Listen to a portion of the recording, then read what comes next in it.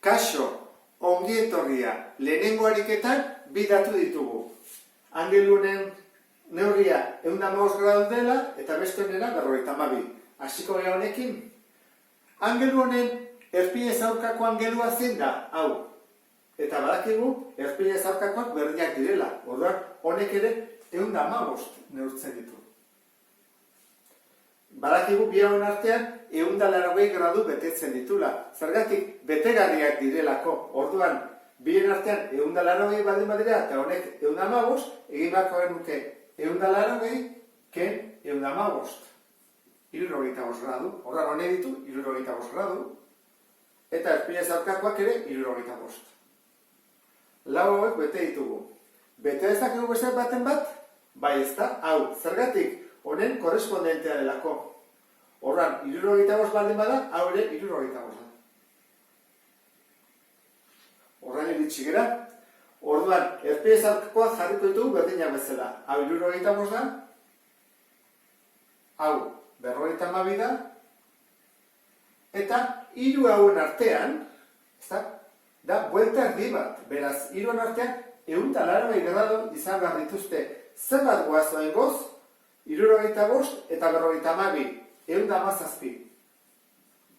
Kentzen baditugu, gelditzen zaigu 73. Orduan hemen, 73 gradu daude, eta erpinez aurkako ere 73. Horren, hona jamarko dugu. Badugu bate bat korrespondentea, bai ez da, hau, 52. Orduan, hau baldin badugu 52, erpinez aurkakoa 52, eta hau dira betegarriak. Horren egin behar dugu 180, eta kendu 52. 8, 2, 1. 128 gradu. Hau ere bai ez da, erpinez aurkakoa direlako. 128 gradu. Osatu dugu orduan hau. Bigarren ariketan, bi datu hau ditugu, hasiko gara honekin 72 erpinez aurkakoa, baita ere 72. Bi angelu hauek zer dira? Betegarriak. Bien artean 180 gradu dituztelako. Orduan egin behar dugu, berriro 180 ken 72. Gelditzen zaigu 118 gradu. Eta orduan, hau ere erpinez aurkakoa delako 118 gradu. Bestetik, hau zer bada? Honen korrespondentea. Beraz, hau ere 72 gradu. Jarraituko dugu. Erpinez aurkakoa 130. Bi betegarriak dira, beraz, 180 ken 130.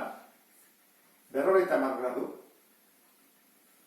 Eta erpinez aurkakoa 50 delako, baita ere, baditugu lau hauek. Lau hauek, fataz ez dugu bi hauek. Badakigu honek zema neurtzen duen, bai, delako honen korrespondentea. 50. Orduan, hiruak nago aurkitzeko bi aukera daude. Edo, triangelua badakigu dela 180, egin beharko nuke 180 ken bi hauek. Edo bestela, badakigu honek ditula baita ere 180 gradu, bi hauek batu eta kendu 180. Orduan, egingo duguna da 180, kendu bi hauek direla 112, eta gelditzen zaizkigu 8, 78 gradu. Jarriko dugu hemen 78 gradu. Eta, hola, bukatzen dugu, eta osatuta ditugu biak. Beste bat arte, agur.